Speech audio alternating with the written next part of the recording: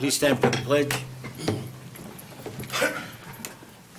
I pledge allegiance To the flag of the United States of America and to the republic for which it stands, one nation, under God, indivisible, with liberty and justice for all. roll call. Mr. Smith? Here. Ms. Selchow? Here.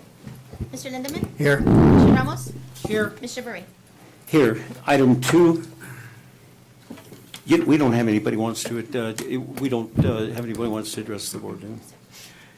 Discussion, action regarding the occupancy of the Douglas High School construction project and the child nutrition department operation. And before we get into the administration, board members, I'd like to thank you for being here again this morning. This is important. And also thank Fernando and his staff, Melissa and Rob, thanks for being here. I don't know if it was coincidental or, but it's important you be here. Members of the board, before we get into the administration with all the details, just an overall consideration of what we're going to be doing this morning is that after we hear all the information from the administration and what they have done recently with discussions with staff members that are all that are importantly involved, and then of course we'll hear from Rob, the architect.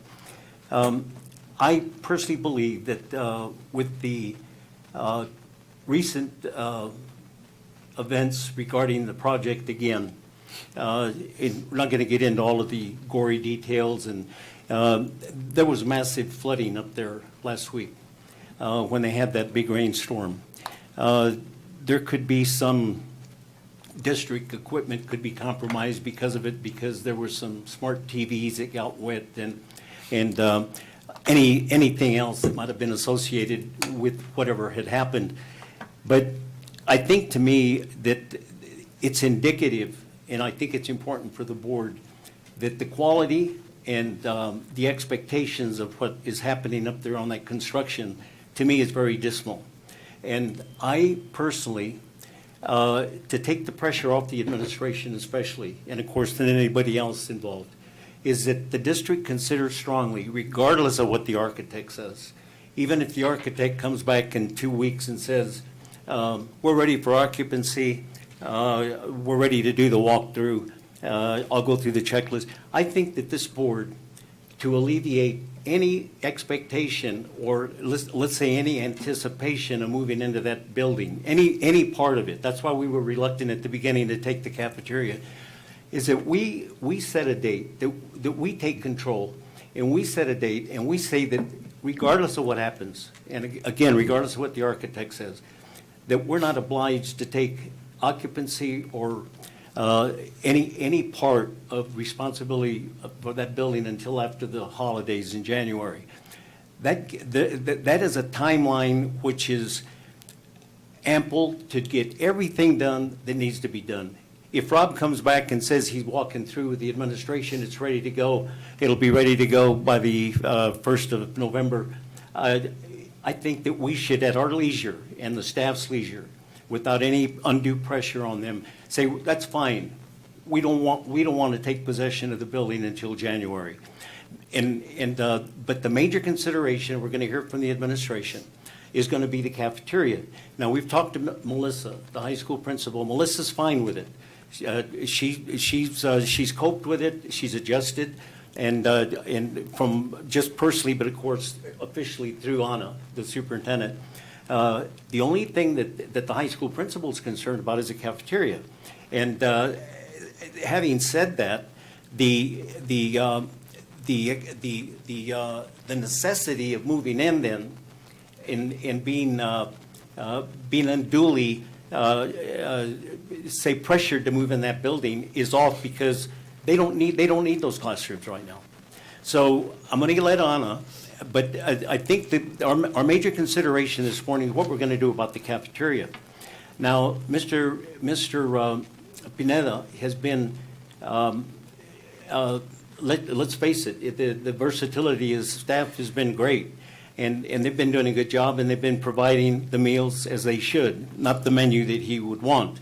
But I think that the only consideration we need, that if we decide to say, everybody sit back and let's just let the dust settle, we don't move in until after the holidays, that we have to make a determination of what we're going to do with that cafeteria. If you recall, the administration, after extensive conversations with the cafeteria people, that they 2 weeks max. I think we're a month and a half now beyond that, and they're doing what they had to do, and of course all the gratification goes to them for doing what they're doing, because they have a lot of personnel issues that they need to consider, especially working in that environment and in such close quarters at Joe Carlson School.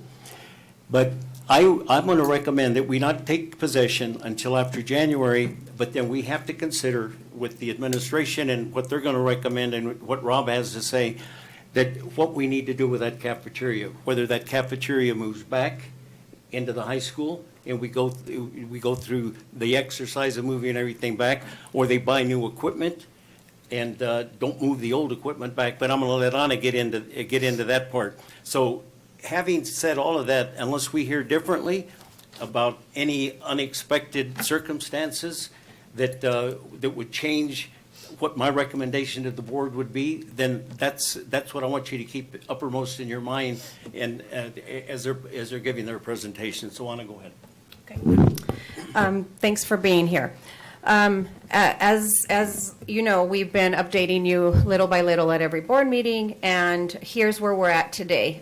First of all, our architect has not signed off the certificate of occupancy in any one building. So he hasn't done that because buildings are not ready. And he has committed not to sign off on anything that he doesn't feel is 100% to his, requirements, and that the building is set for occupancy. So that hasn't happened even in Building R, which is our cafeteria. In addition to that, the cafeteria in itself has to be inspected by city officials on a couple things that are still pending. That hasn't happened. And so that has to happen first before even Rob does, his job as the architect. And then the company has, the 30 days of substantial completion. So that's where we're at as of now. Not one building has been signed off by Rob to turn over. What happened this past week with the rain, Building V, we have 4 buildings on site with the project. And so that's R, V, S, and T. And so Building V is basically classrooms, science classrooms. And unfortunately, there was heavy rain, which caused a lot of flooding. And I'm not going to get into the details, as Mr. Berain says, but there was more than just leaks here and there. It was extensive. Some classrooms were completely full of water. We did have some damage in our BenQs, which we call our smart boards, because they were working on installing them. So that happened Wednesday, and as you've seen, there's been little rain happening over the last few days. So there's been just a little bit more water coming down. Here's where we're at with that building and AMP and what they have done. We met immediately, I believe, that day or the day after with our team. So AMP has filed a builder's risk claim. They're going to have to, this is on them, because as you know, Rob has not signed off on any one building, so it's their responsibility.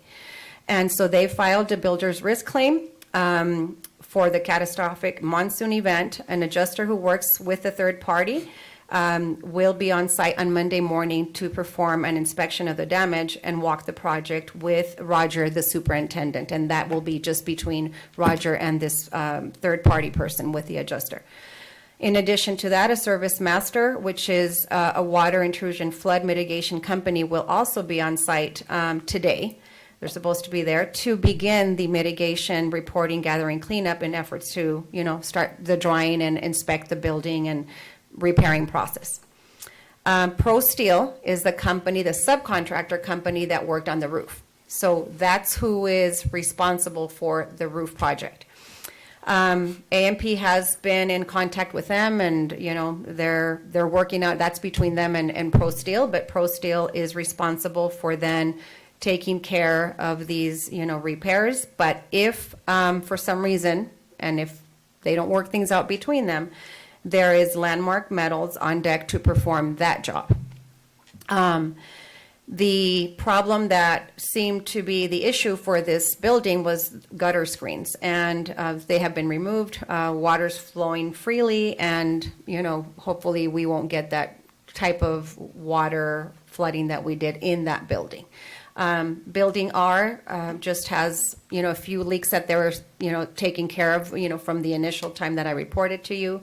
There is, the other buildings had a little bit of water come in because there was some seal on the doors, I think, like underneath the doors that they're taking care of. And so, but the main thing was Building B. And so, as of today, that's where we're at. Is this a setback? Most definitely. Rob I called Rob immediately on Tuesday, Monday or Friday, one of those days. And notified him immediately, sent him some pictures and video footage of what had taken place.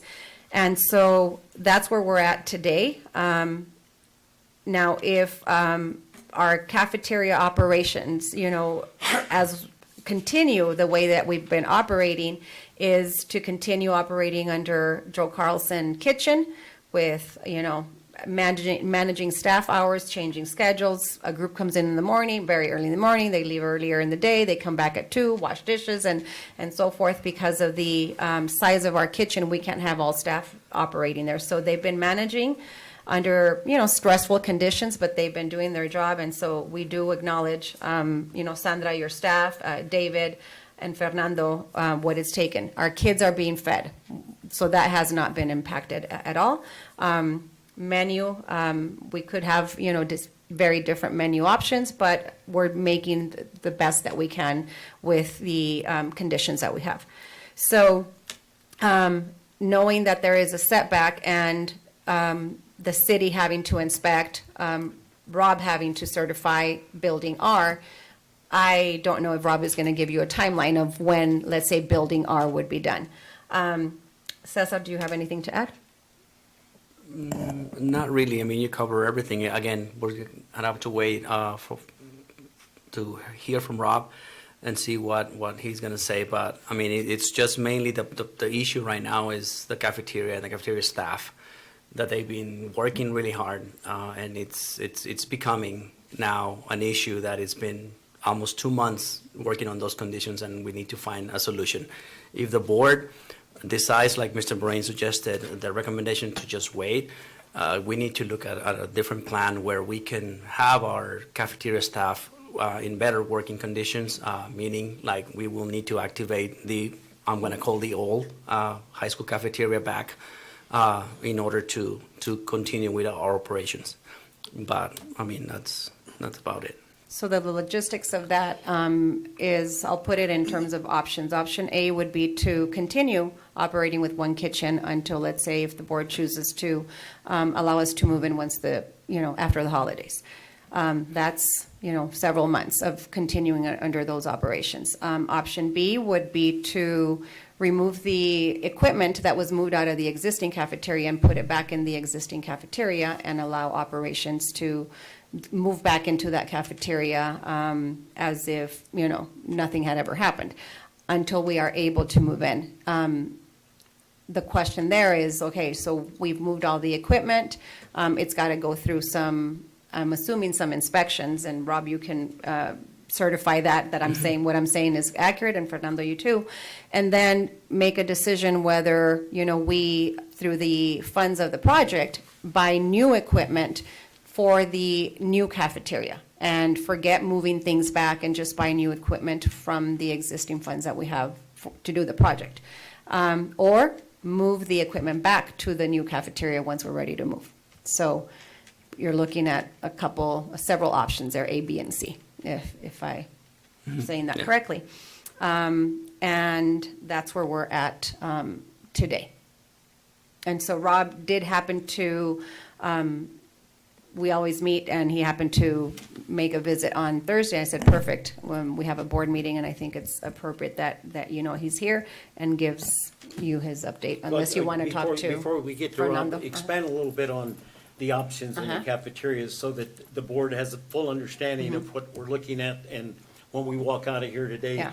everything hopefully will be logistically laid out, and we have a plan. Okay. And so you So talked option about the A, project money, you're talking about some of the excess money that might be in there. Could you buy capital things with that? So could you do it now, extrapolating that you're gonna have those savings and buy those ovens, and you could do it now? And then if the board did say that we were gonna go along with it, that gives you plenty of time to do all of this. Everybody has a schedule of when they're gonna move in, when they're gonna put those, and when he goes back to, if that's what the board decides, those are the things that we need to know from you. Go ahead. So, option A, we stay the same, right, for several months. And our staff just, it's very exhausting, and those conditions, under those terms, we can continue doing it? Yes, we can. Is it the best case scenario for 4 months? No.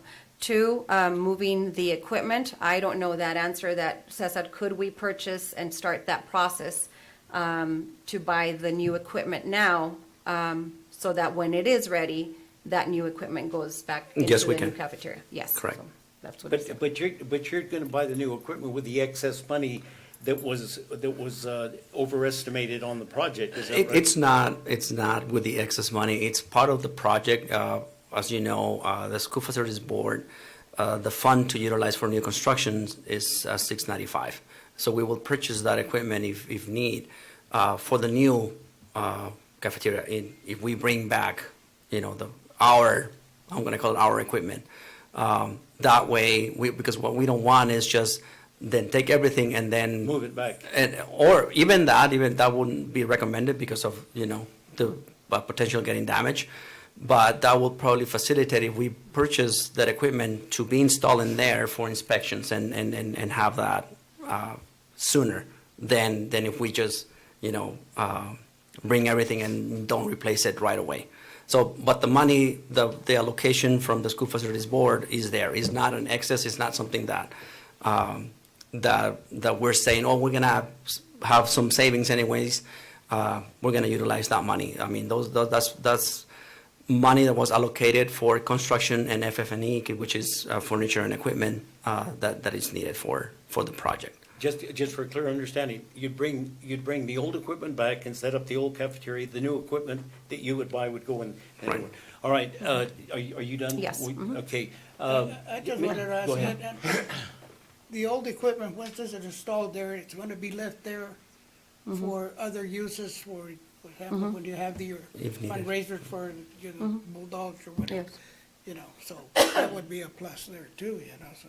Okay, so that we have all the information before we get into our discussion, Rob, after hearing all of this, what do you have to offer this morning, other than condolences?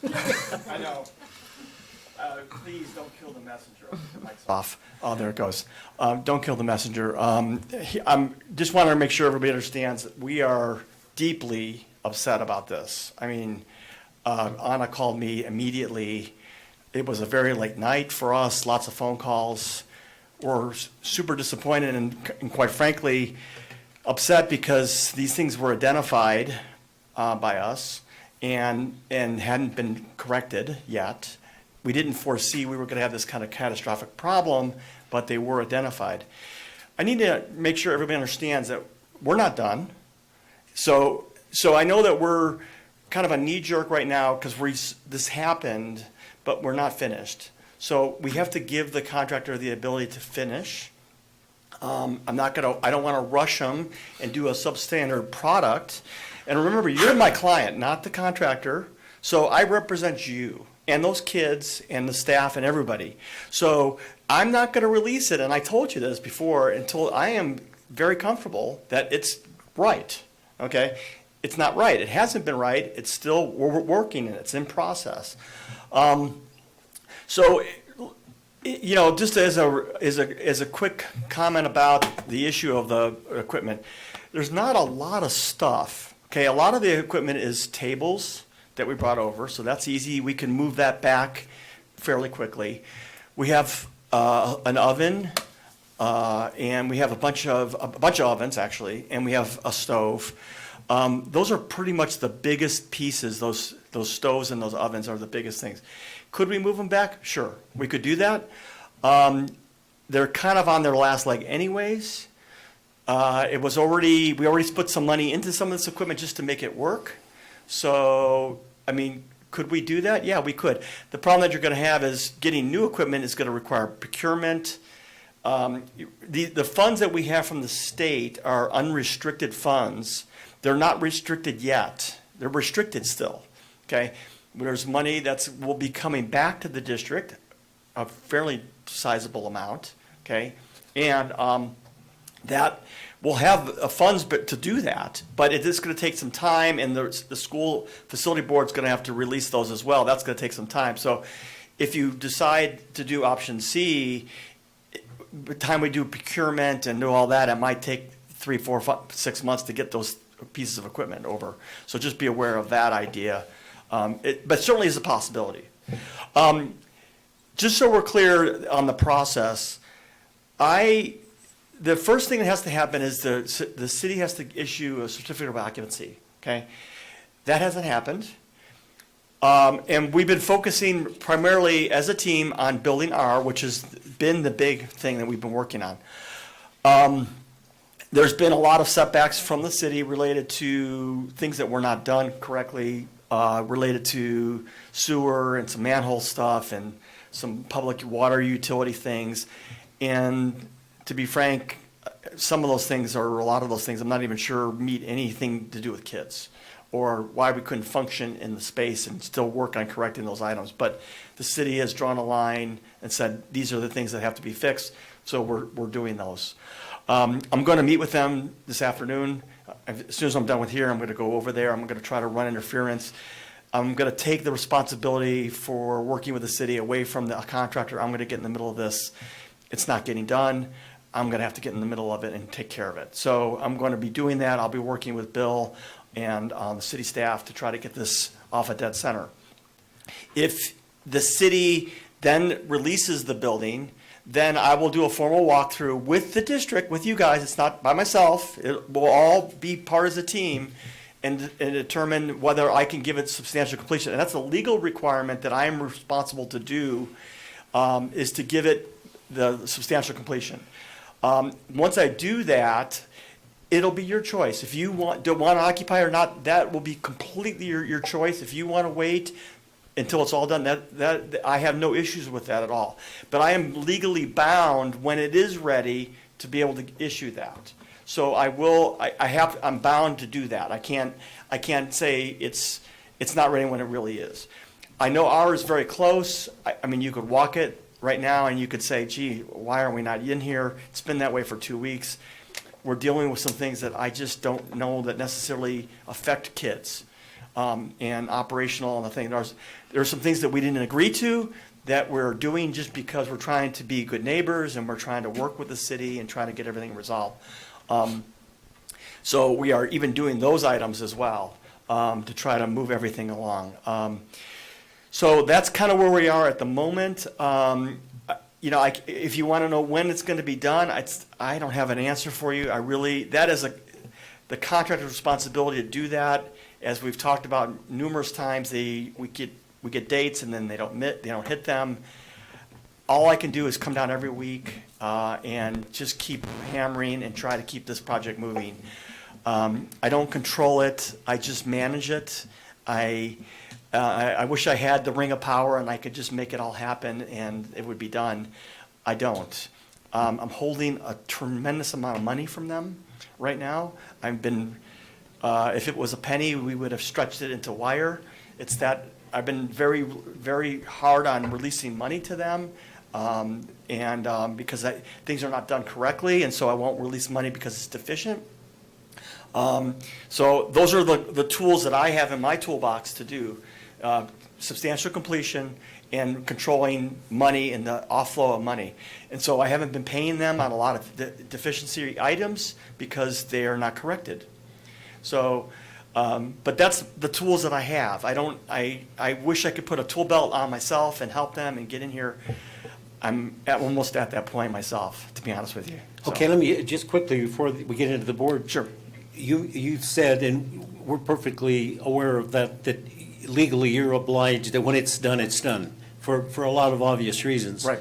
But we're not obliged to take occupancy. We can say, Right. fine, thank you, we can do it whenever, we can do it at our leisure. Absolutely, absolutely. But what about the warranty on that building? Say we let that building sit, say it's ready by November, and we say, well, we might as well wait till over the break so that everybody does it at their convenience, right? Yeah. And when nobody's rushed.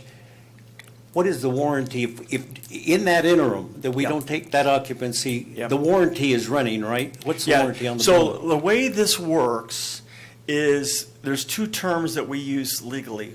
One is substantial completion, which means that it's ready for the owner's use for its intended purpose, okay? So that responsibility rests with me, and only me, and so I'm the gatekeeper of that decision, okay? And the part of that requirement is that for me to give it that, I have to make sure that all the safety issues are resolved, okay? Fire alarm, fire sprinklers, we have intercom, we have connection to the campus. These are things that I've talked about repeatedly with staff and everybody about these things, making sure that these things are getting done.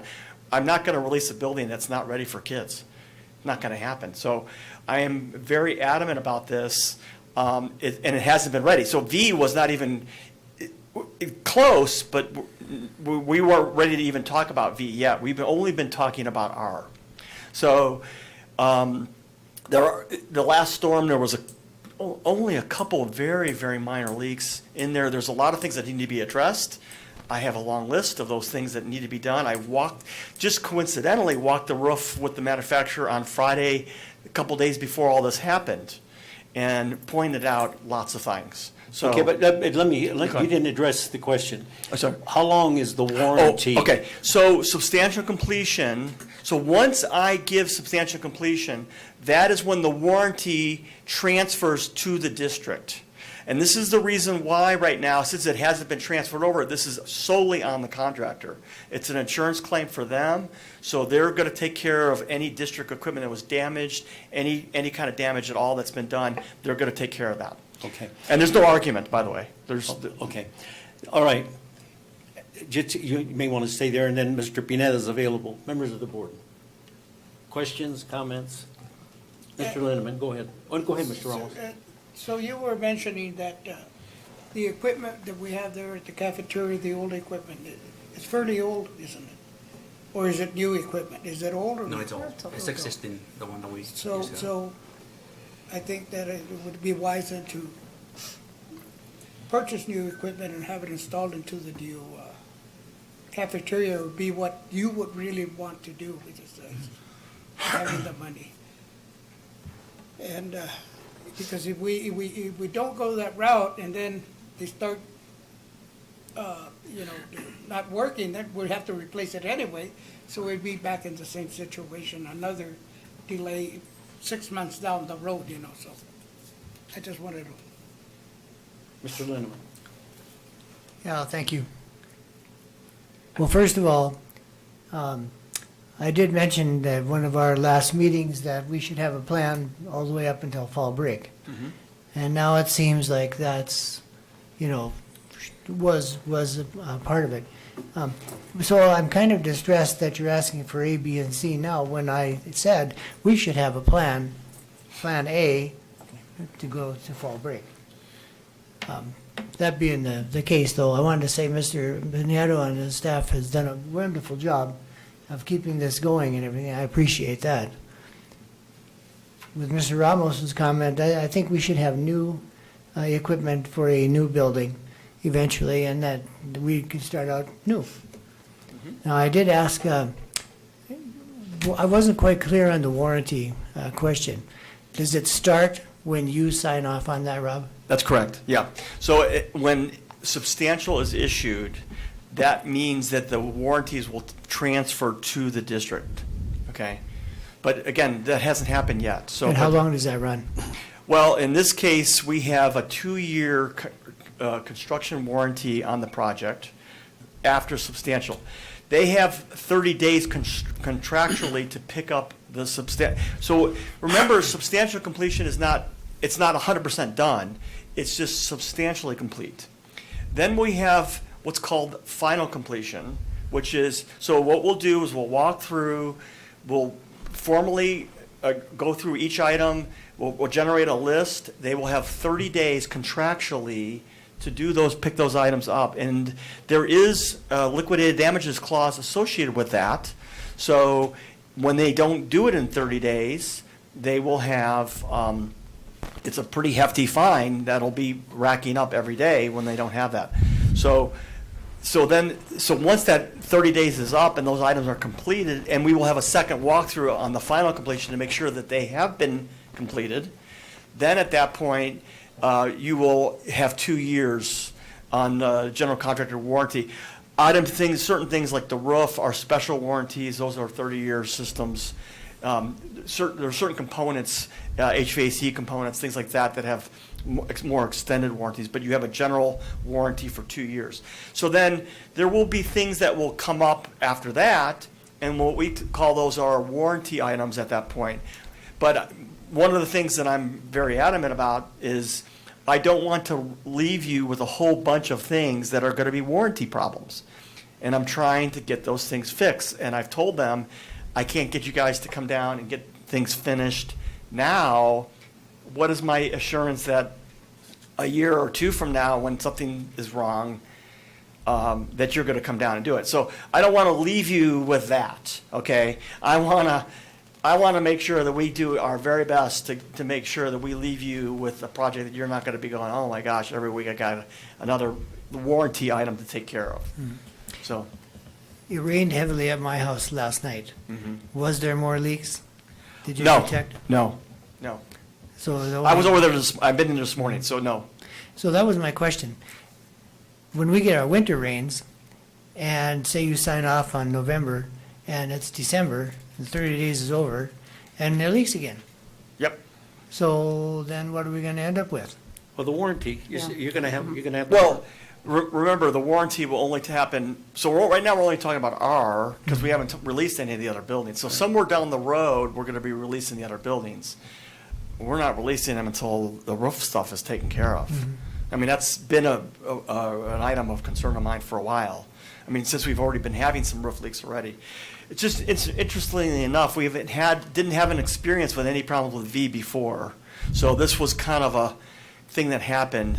But we do know that there's some drips here and there. There's lots of areas that need to be addressed, and I'm working on getting those fixed. Did the leaks come under the door? I think you mentioned, Yeah, something like there's a door sweep, and they're not sealed to the bottom, and so that when the driving rain came in, some water came in from under the doors. But that's not what we're talking about happening in V at all. This is a more catastrophic thing that happened there. there weren't any leaks underneath the walls No, that you know of? no.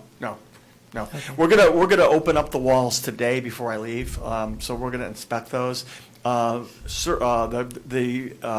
disaster people are here to look at it, insurance people are here to look at it, and I've already talked with them. We're going to open the walls up. I want to look at them, inspect them as well with them, so that I'm here as well.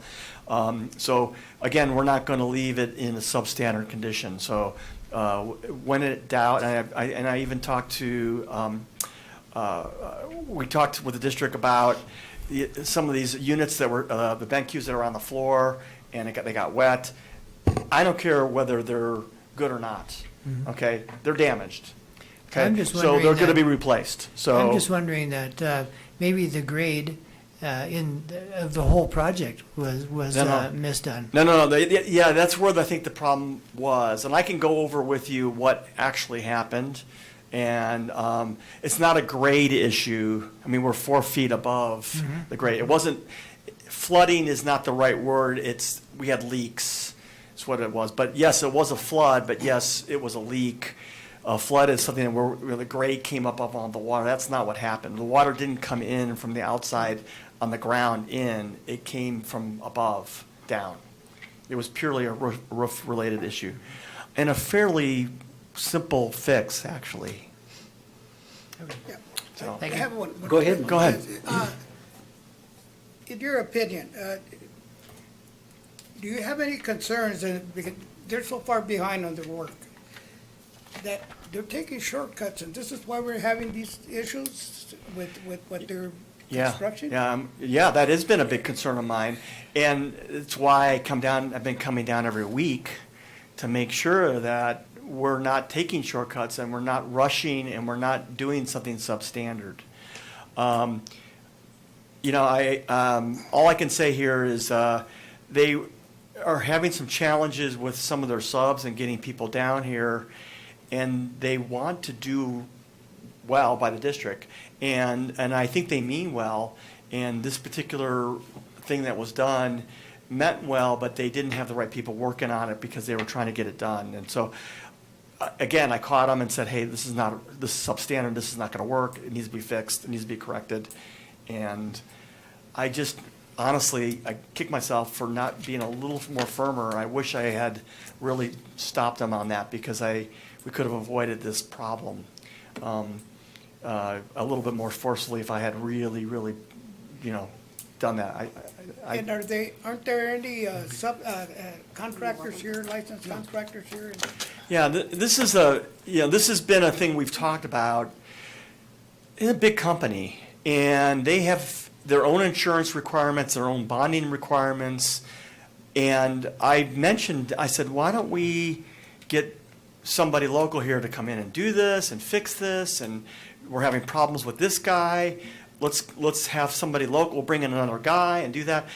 The problem that we have is there's a lot of contractual issues, and they're such a big company that, quite frankly, the local people here can't meet the contractor's requirements for the project.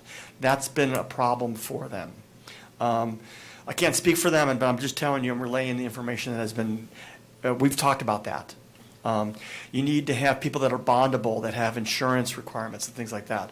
This is a good example of why you would need that, because you could take a local guy, and this claim could take somebody out of business, a small guy. Have they even looked at Sierra Vista?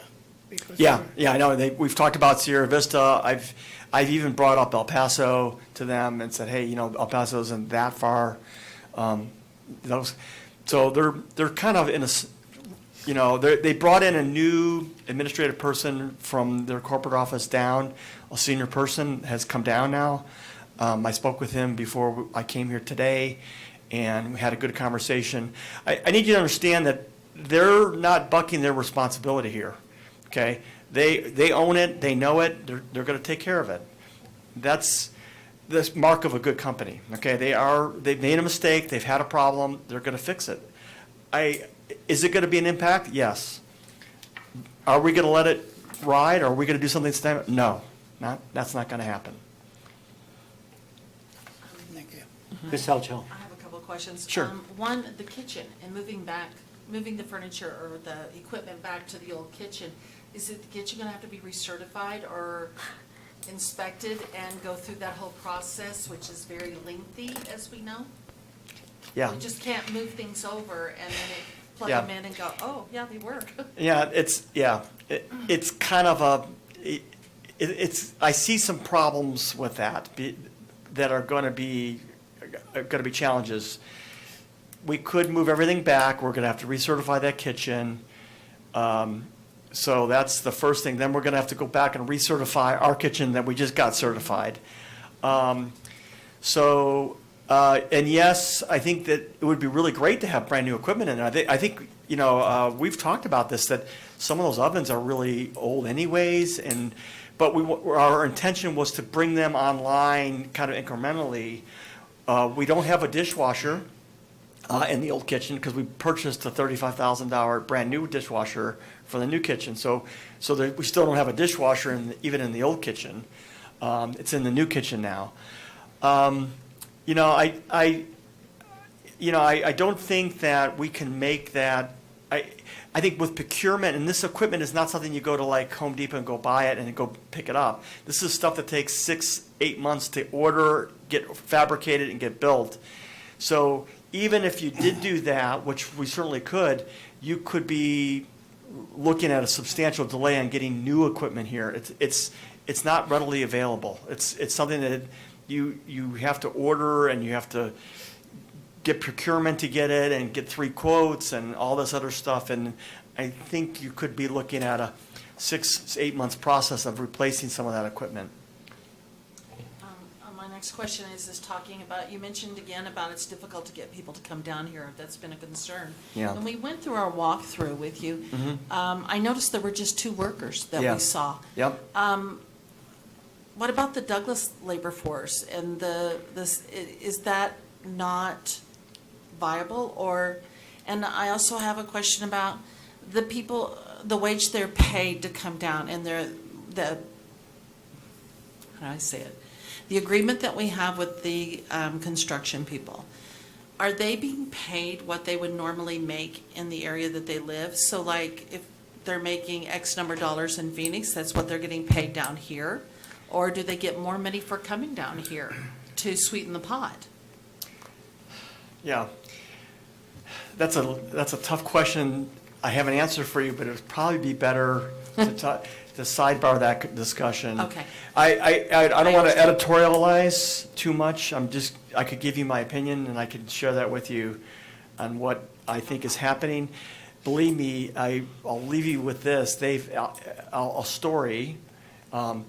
They offered somebody double wages to come down here, and they offered it, one of the companies offered it to their staff and said, hey, I'll pay you double if you come down to Douglas, and none of their employees said they would do it. I mean, those are the kinds of challenges that they're having, not me, they're having down here. It's a struggle for them, it really is. Trying to get people, because you have to pay per diem, people have to, they have to drive, for me, it's a 8-hour drive for me back and forth every time I come down. So a lot of these people are away from their families all week or 2 weeks, and that's a tough thing for them. So it's a challenge that they have, and that's the challenge of doing a outlying project in a rural area. These are the challenges that they have. They're going to get it done, but it's hard. It's really hard. I feel for them. I know. I watch them. I listen to them make phone calls all day. Why aren't you here? Need to get back down here. That kind of thing. I've got money. I mean, I'm hoping. I mean, I've got millions. I'm holding that. As a carrot to try to say, hey guys, please come down. You can get the rest of your money, and that's not even enough to get them to come down. Those are the struggles that we're having. Well, maybe you could try once again and tell them, because they can come down with their subcontractors under that subcontractor's license, hire the labor that's going to be doing the labor work of, minimal, not the technical parts. Yeah. And get things going. Yeah. They have had some local people here that I've noticed working for them. I'm the architect. That's a contractor issue. That's a discussion that you can have with them.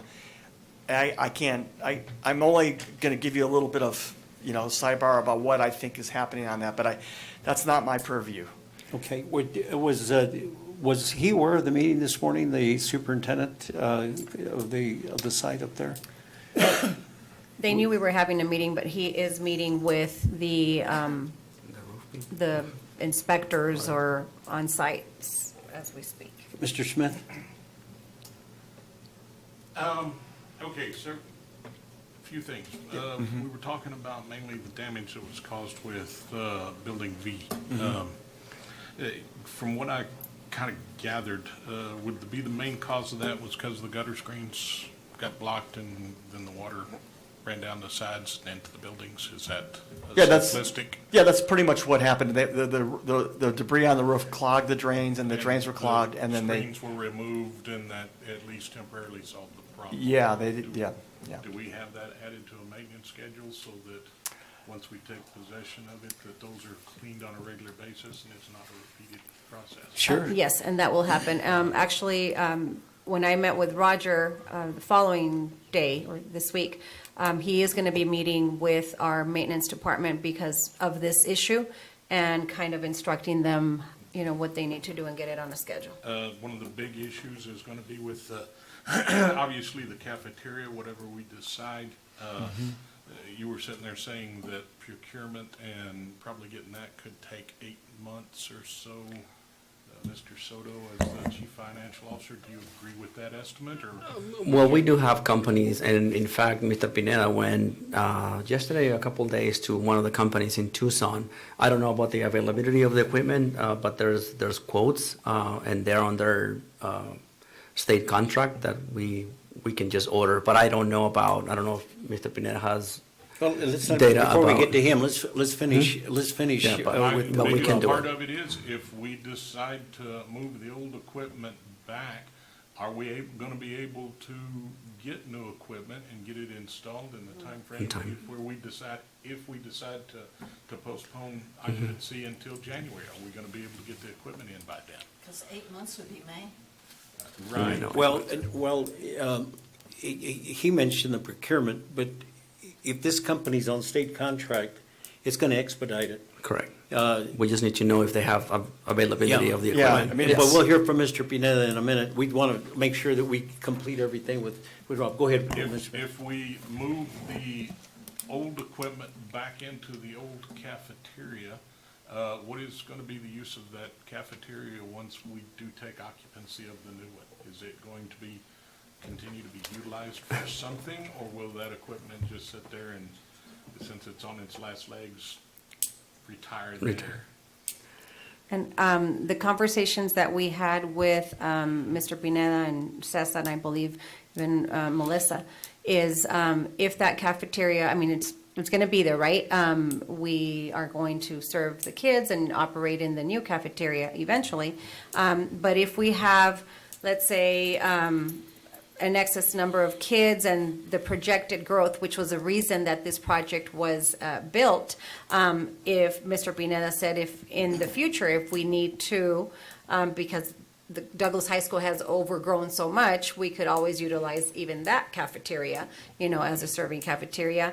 We always have events too. Strong possibility that it will Yeah. continue to be used to some extent. Yes. Correct. At one point, And- the conversation was maybe even moving our CTE culinary arts department over For them to to, utilize it. Would be to the considered classroom professional cafeteria, kitchen that things like that. could be Yeah. used. Right. Last thing was, again, I think Mr. Breen kind of covered it. Do we have that? You said it was on the funds that were already established for the new project. building contract. If we don't use it to purchase new equipment, what is it being used for? We haven't determined that yet because we don't know the amount that we will have left, but it's going to be unrestricted for the district to So to it use the could, funds. when you say it's unrestricted, it might be used in other projects besides the construction? No, No, no. it still has to be used within. and Within if it's those not parameters. utilized, does it go back to state, or, I mean, where do the funds go?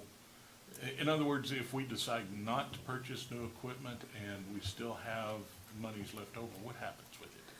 I don't have the answer, but I mean, we will make sure that we don't have to return the monies Money back. left We will find, yeah, we will find things to purchase. That's a good problem to have, Well, okay? yeah. Yeah, you know.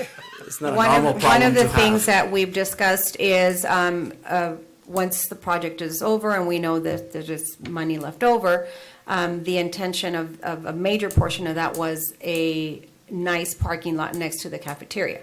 I mean, not next to the gym, because right now because of how expensive it is, it would, they're just putting the gravel, so It would that, still be a construction yes, so project, that would be, not- Right, okay. We've talked about this kind of off and on, and we don't know how much yet exactly. It's a pretty sizable number, but, we talked about enhancements, we talked about the black box. The black box, And we've which is- talked about other things that we can do with that. The way the SFB works, they hold 3% in holding from us. And then once the project's been released by us and the city and all that, and everybody's good, then they will release that remaining 3%. That becomes unrestricted, but that doesn't mean it's unrestricted. It has to go back to the project. project. What my other clients have done in the past is they've bought books, they bought computers, They bought equipment. I mean, there's a lot of things that, believe me, you will spend it very quickly. So that's a good problem to have, not a bad problem. So Let's, and I don't want to cut you off, but there's so much area we need to cover.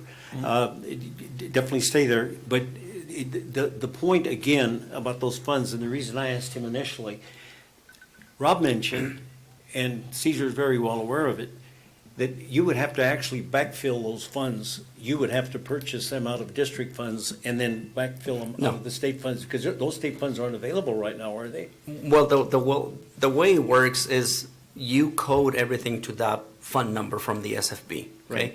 We issue the PO and we get the funds, and then when we get the invoice from the vendor, we submit that to the SFB. They wire the money so we can pay him. But it's that fast, so you don't effectively have to realize district money first and then backfill. Right. Oh, okay. We're talking about- That's good, so that clarifies that issue. All right, any board members, anything else at this point?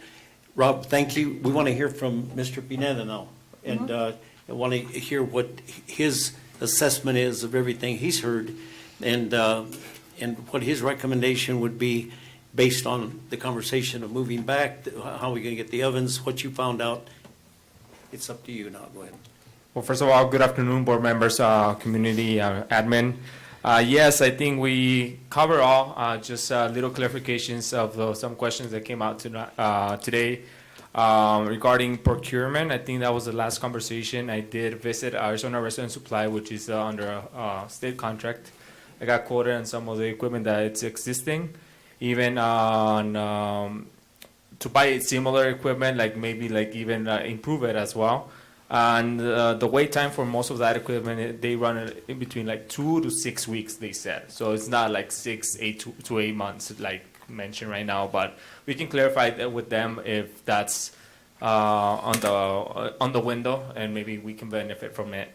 Yes, obviously, going back to the human part of it, I think I'm speaking up for a whole department, 40 people, not only for myself as a director now. I do feel that we do have that plan until fall break.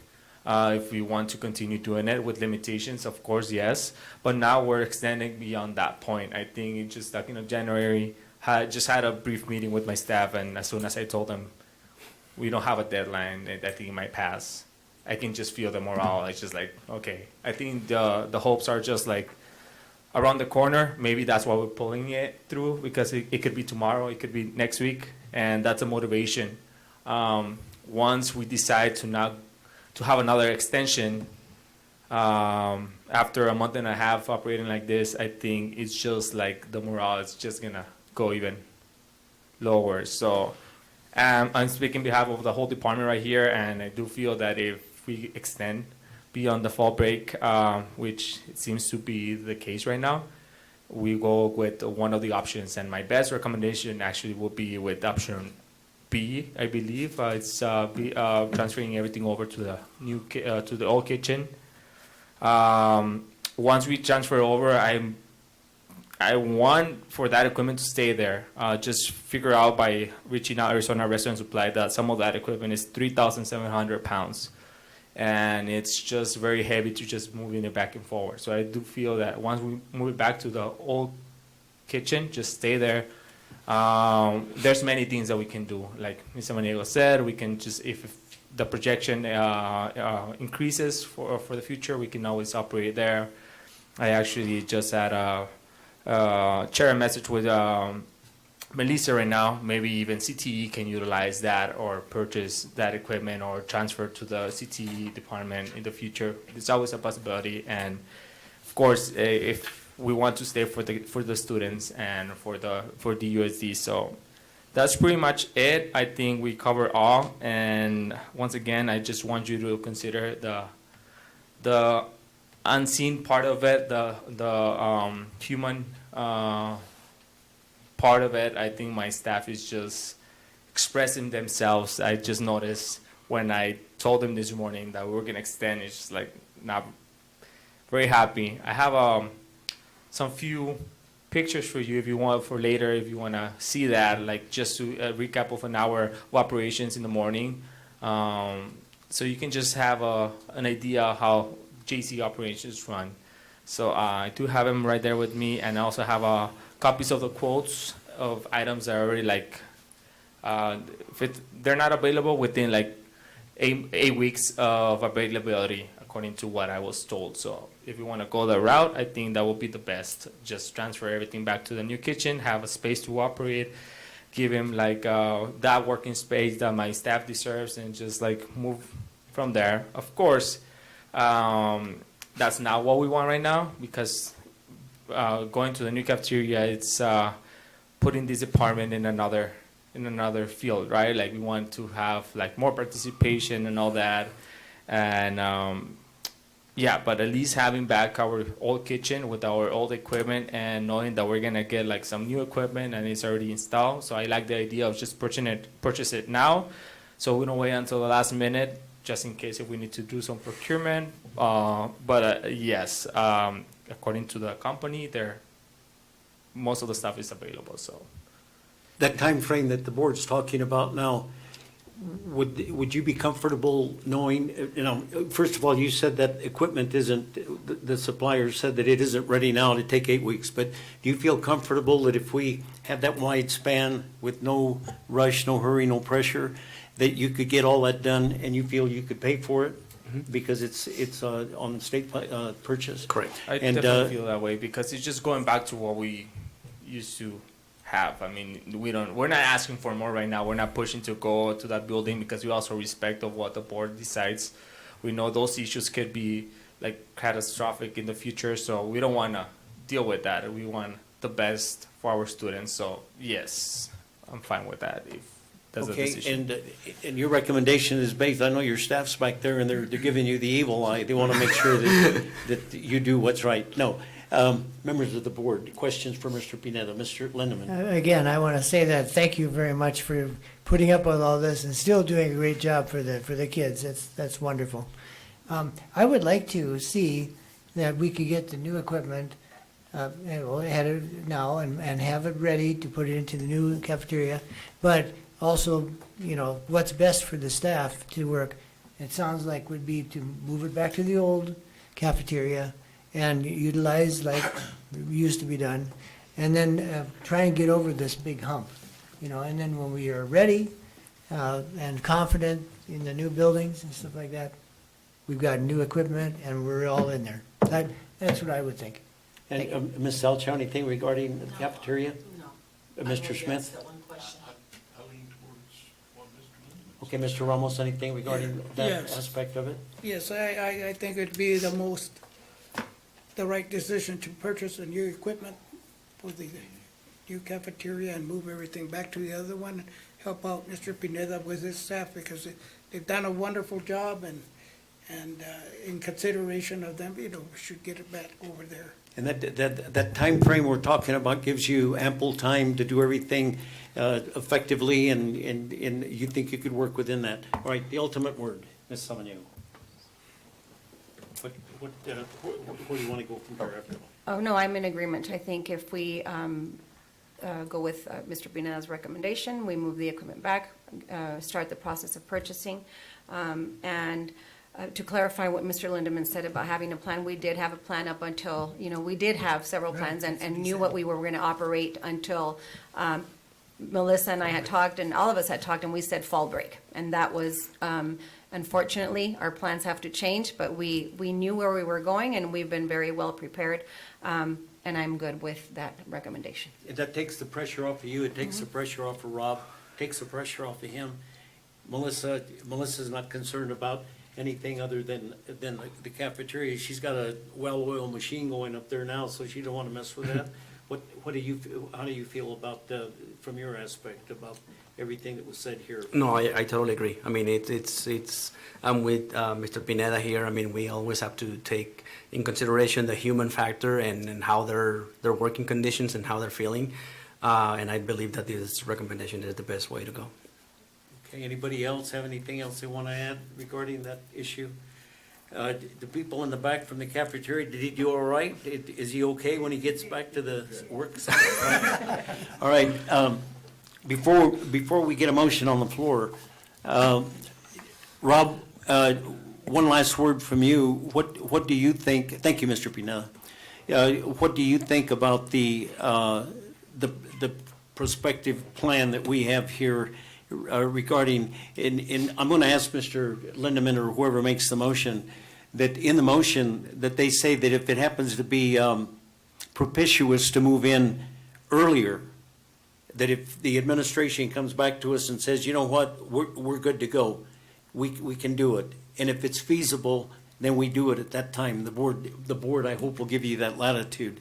But do you think that realistically, what we're doing here this morning is, we're not taking the pressure off of the contractor, of course, and I know you've uttered that very clearly. You yourself are concerned about that. But I do want to, and I don't want to be surreptitious about it, but in the scheme of everything, we looked at the damage, we looked at the water. You're the determining factor down the road. I want you to be considering the district's best interest in our money, in our taxpayers, and all of the things that we've endured regarding this, that being tacit about it, and you know what I'm talking about, that if you, as the architect, consider that down the road, there may be some other ramifications, and I want to make sure you keep that in mind. So if you want to sum it up before, unless the board has more to say, do you want to sum it up before I get a motion on the floor? I'm gonna, after this, I'll be talking with the city. Based on what I know this moment, I anticipate a release from them pending very, very, very rapidly, like soon, okay, like within days, okay? Right now, the city needs some paperwork. It's administrative type things that we're dealing with right now. So at that point, it would be up to me to say, okay, is it substantially complete? I do believe that we're there on that building. That doesn't mean that we don't have some items that need to be fixed, but we're very close. So if I get a report today from the city, and I'll talk to them very bluntly with them today, if we are close and they believe we're close, then I'll give that information back to you. I hate to have a knee-jerk reaction, move this stuff back, move it forward, back and forth several times, when we're like literally days apart from releasing that out. But if that is the decision that you guys would like to make, that's that's your decision. I don't think that this equipment can be moved multiple times. I would tell you it's probably on its last leg. A lot of it is starting to, it was a big thing to move it back. Moving it again, I don't know if it's going to survive another move. So it's not light stuff. It's heavy equipment. So, but I'll let you know. I'll have information for Anna and Cesar today, and I'll give you guys a report on what they tell me and see what they're having to say from their perspective. But, and if they see, we do have this one accessibility issue. We gave them I've given direction to fix it, and I told the city that was gonna take some time to get that done. That issue is going, but they verbally have told us that we will allow you to do temporary access. So I believe, I'm gonna hold them to that. So that if they decide to renege on that, then I will let you know on that. But that is the only item that could push us beyond fall break. Okay, thank you. All right, and then one last thing regarding the big picture with the coverage, and we talked about it the other morning about that plant is huge, and we talk about the custodial and the maintenance and all the things that need to go. If you come back and factor in things that were mentioned last meeting regarding extra hours and things, if you can factor that in and show us the data, how you're going to increase hours, who's going to cover, you cover all of that thoroughly, do it accurately, and then at some point in time, maybe at the next meeting, we can approve that whole thing, and that'll give you a plan knowing exactly where you're going to go, what personnel who's going to be designated there, and kind of just make it a very smooth transition, okay? Perfect. All right? I Okay. have a question though. Go ahead. If we move all that equipment back to the old cafeteria, which I think we should do, because it'll take at least 8 weeks to get the new stuff. And then in the meantime, we've got to have, you know, everybody working, you know, the food prepared and everything. But my question is, how long does it take to recertify that then? If we have to recertify it in the old kitchen? Well, I thought Mr. Pineda said the other day that he didn't need to be recertified. Really? Didn't you mention that? Come on back up there. We need to cover this thoroughly.